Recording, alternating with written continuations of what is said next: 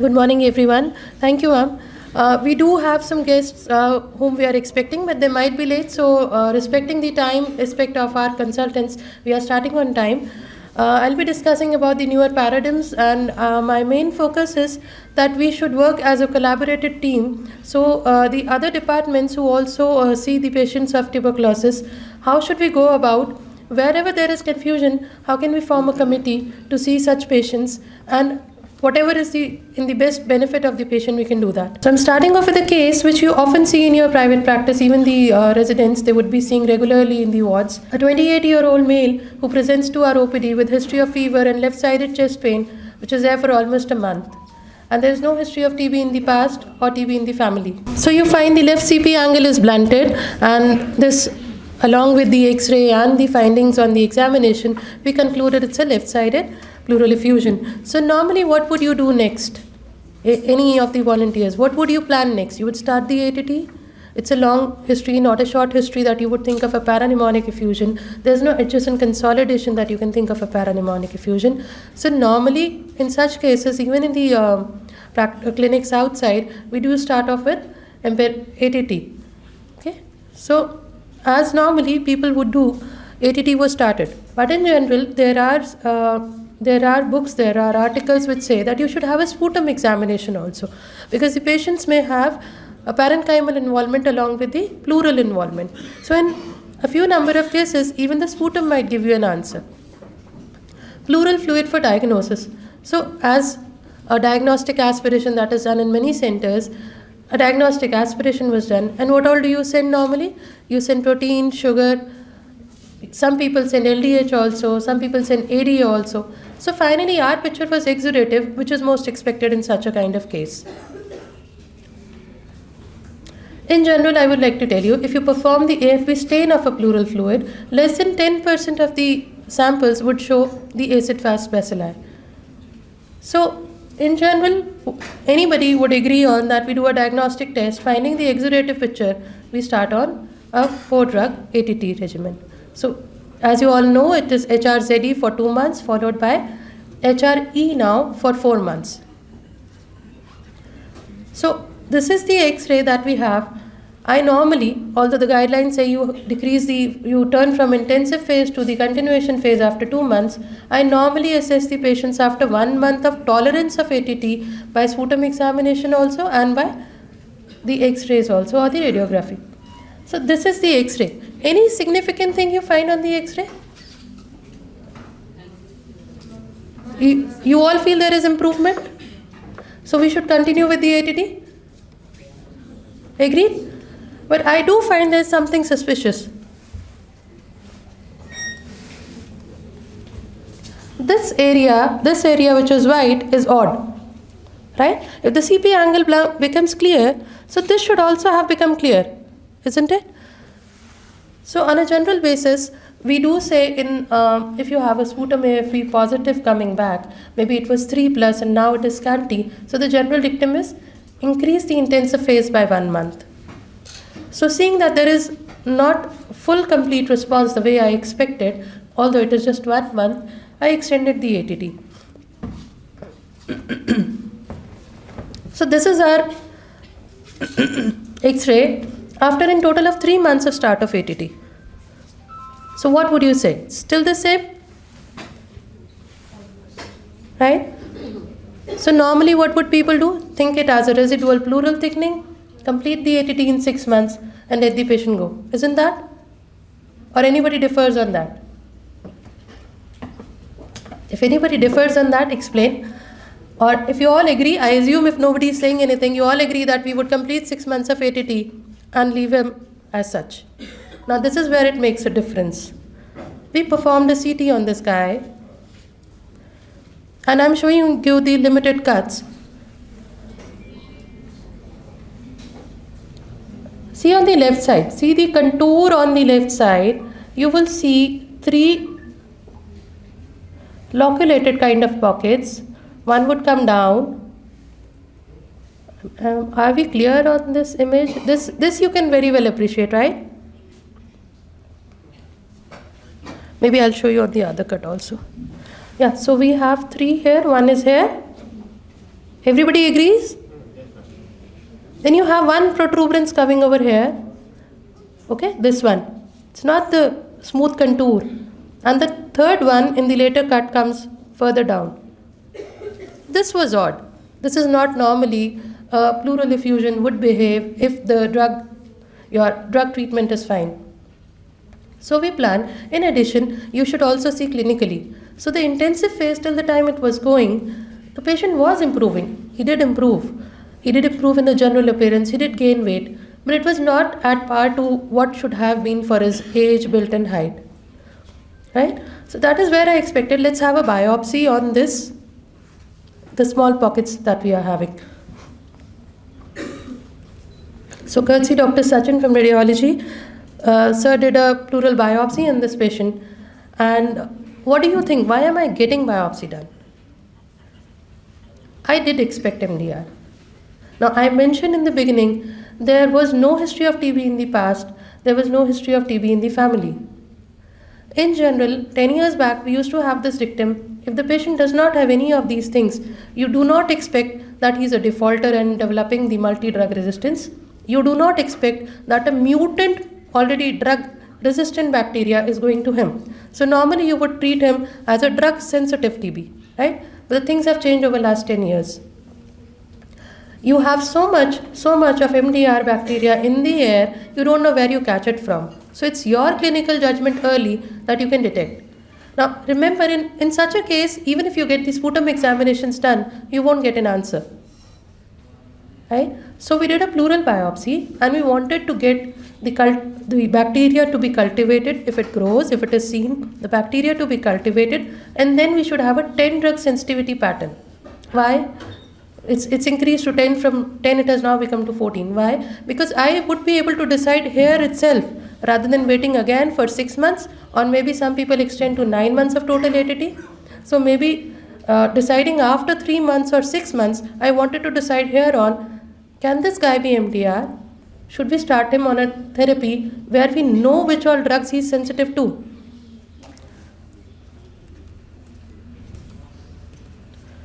So that's what I've written. We did pleural biopsy and sent for whole genome sequencing. What if I had done CBNAT on the biopsy?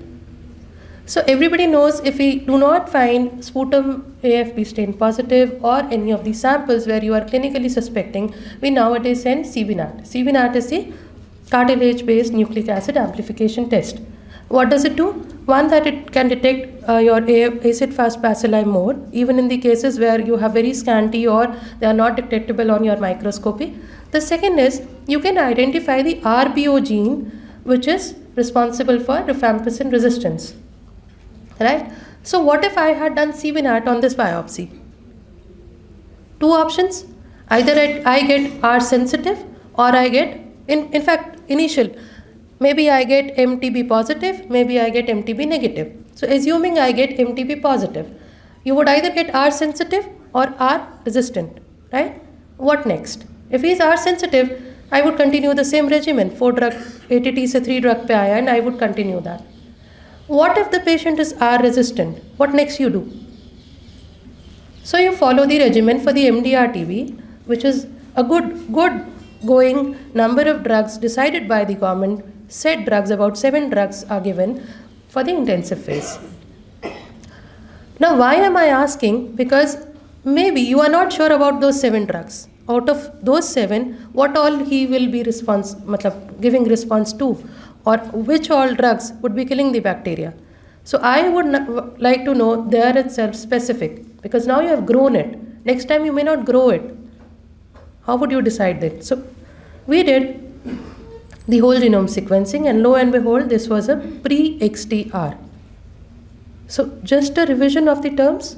What is MDR-TB? It is a tuberculosis which is resistant to both. It's not or, it's both. Isoniazid and rifampicin. If in addition it becomes resistant to either fluoroquinolone or the injectables, it becomes pre-XDR. If in addition to H and R, it becomes resistant to both fluoroquinolone as well as the injectable, any of the fluoroquinolones, any of the injectables, it becomes XDR. The XDR stands for extremely drug resistant TB. Right? So this was a patient who would have been actually dealt with a 6-month ATT and left like that, thinking that this is a residual pleural thickening, and this chap would have over the time become a disseminated cox, giving mutant bacteria to n number of population. So it is your clinical judgment, which in addition is supported by your findings on the examination, your findings on the investigation, and third is the timely decision of the drugs. Now that timely decision, I do believe it's a good step that government has made it mandatory as a CBNAT for all positive cases, but we are still missing the cases. We do have similar cases who were R sensitive but HZE resistant. So we could detect that because in time we asked for culture. And there is one step in between, which is LPA, the line probe assays. Okay, so whichever is positive, remember, whichever is positive, only on those you can do the LPAs. And we are in the plan of starting the LPAs at our center. We are still doing it. I really appreciate that Anita ma'am has given, and there is a PhD student. I do appreciate her also. We have done more than 100 tests of first line LPA when the government kits were not available, and we have had significant results changes. And we expect to publish that in future. So if you do a timely intervention and you get wherever you are able to see the bacilli, do a drug sensitivity there itself, especially in the younger generation, young adults, kids. You may be able to detect early, timely treat them before they are actually deformed or pleural thickening happens or things get worse.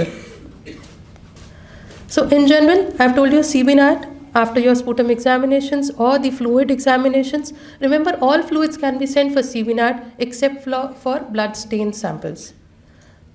You have first line LPAs on all the samples where you find a acid-fast bacilli. Second line LPA is for the resistance.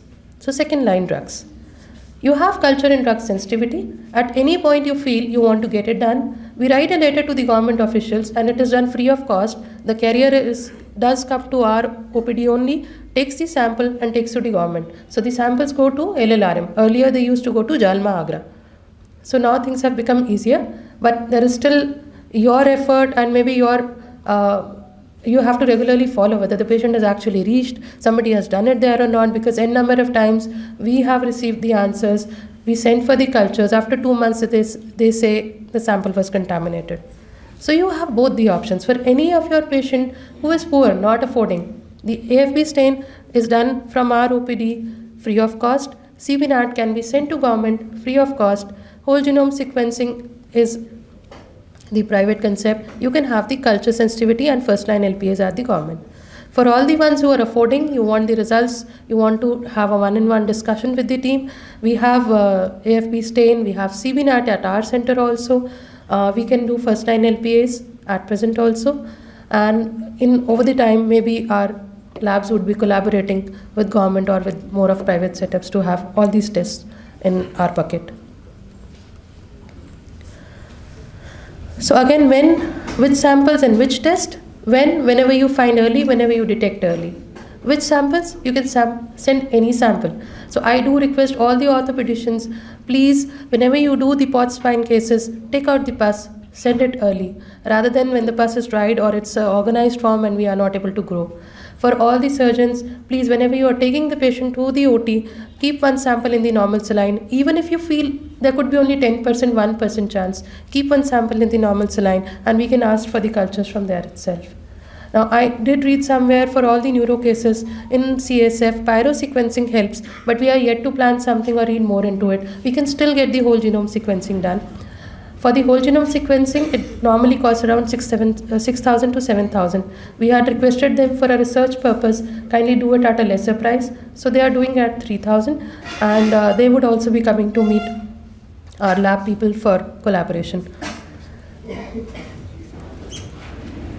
So this is all what I have told you. This is one of the government charts that comes when you ask for the culture. So they do all these drugs. The first line drugs, this injectables, the fluoroquinolones, and the other drugs also. Now, remember, whenever you do these, for all the tests we have the bucket at the government, we are still not able to do pyrazinamide and ethionamide, ethambutol and pyrazinamide. The only advantage, one more, that comes with whole genome sequencing is it gives us that also. In addition, it gives us tuberculin also. Bedaquiline and delaminate are here too. These are two newer drugs that have been launched over last few years, and they are available in Uttar Pradesh for all the drug-resistant cases. We now convince the patients to follow up with the government because these two drugs are not available on the private basis. And the duration of MDR treatment has come down from 2 months to 11 months and up to 6 to 9 months now. And there is one more trial going on with 3 drugs, which may decrease the whole duration to 3 months only. The compliance is a big issue, so you have to be there for the assurance. None of your patients would be lost. They can keep coming up to you for follow-ups. So I would request and repeatedly say timely detection of resistant TB matters. Now, I'm open to all of any questions you have, any discussions we have. We are open for that.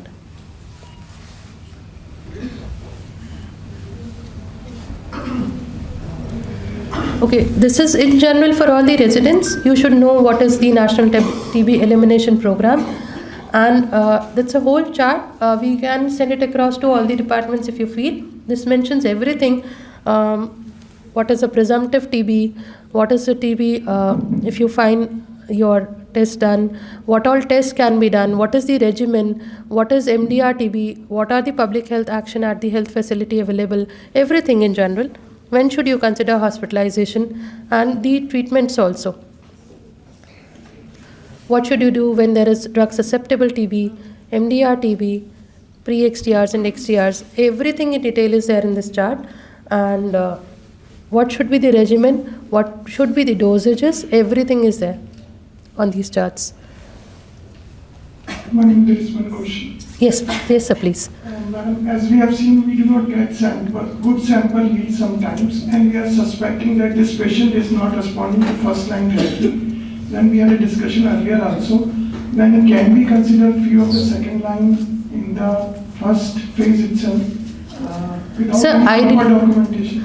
Ideally, they say they have all these guidelines have like terms and conditions. They do mention that the clinician judgment is good. But I would say maybe if you are starting early, maybe you start on linezolid or streptomycin. So the only issue is we do not know the status.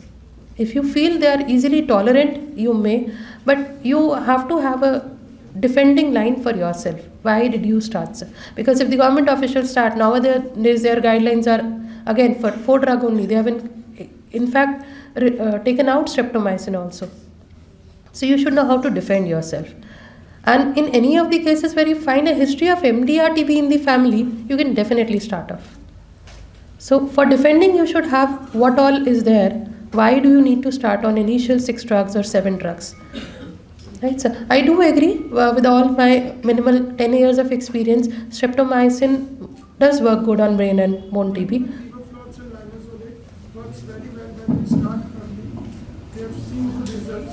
Agreed, sir. Tolerance might be an issue. So that is why they say that based on the guidelines they have tried on people, and that is why they have decreased the duration also in the latest guidelines. Sometimes we have to modify ATT. For modification, yes, sir. In case they are not tolerating, you can go ahead. You feel that the bacterial load might be more, though it is not detected in the CSF. Even then you can. So you should know how to defend yourself on your paper. You are free to do that. But the regimen should be proper. Okay. It should not, the right dose, right number of drugs, right duration of the treatment. Everything should be proper. And one more request to all, there is a national portal called Nikshay for entering all your details. Now, that helps us in many ways. In fact, people are coming to us hiding the history of tuberculosis, hiding even the history of MDR tuberculosis, leaving the medications in between, and then coming as a fresh case to us. Nikshay enters every patient, but provided you send them. You can open the Nikshay apps on your thing and on your phones, and the government can register you in that. If at any point you feel, you can send it across to our department for the notification, whether it is government or private. Every patient has to be notified, because if the patient is lapsing, they'll at least follow up with that patient. Right? And for in general, for all the ones who are into private practice or aiming at private practice, 500 is given in the program every month to the patient as a nutritional benefit program, Poshan Yojana. And for the doctors, once you inform, there is a 500 amount that would be given to you, and once the patient completes the treatment, then another 500 is there. For the MDR, the amount increases a bit, but this Nikshay Poshan Yojana is there 500 rupees per month to the patient. Thank you. Ji ma'am. I have one query on practical aspect. Ji ma'am. Like even we are reporting AV positive cases on FNAC, Right ma'am. and then sometimes on pleural fluid or any other like biopsy material. Agreed ma'am. Then some are going to microbiology. So how you compile the data so that it's not over-reported? Like Ma'am, once it is into the Nikshay app, once the second person does it, it would reflect by the name. So it would not be over-reported. because this number is also changed many a times. Yes, if they give a different phone number, it can be. We have seen even those cases. But if it's a smart person who is entering, our team is well equipped in that. So in case they are coming again by the name and father's name or by the gaon, there are people who would give a different number. There are people who would even change the father's name or give a different address. But then the Aadhaar is followed. In the address from the Aadhaar can be taken and the bank account. So finally there is no duplication. Minimal. Yeah, okay. Thank you, ma'am. Okay, thank you.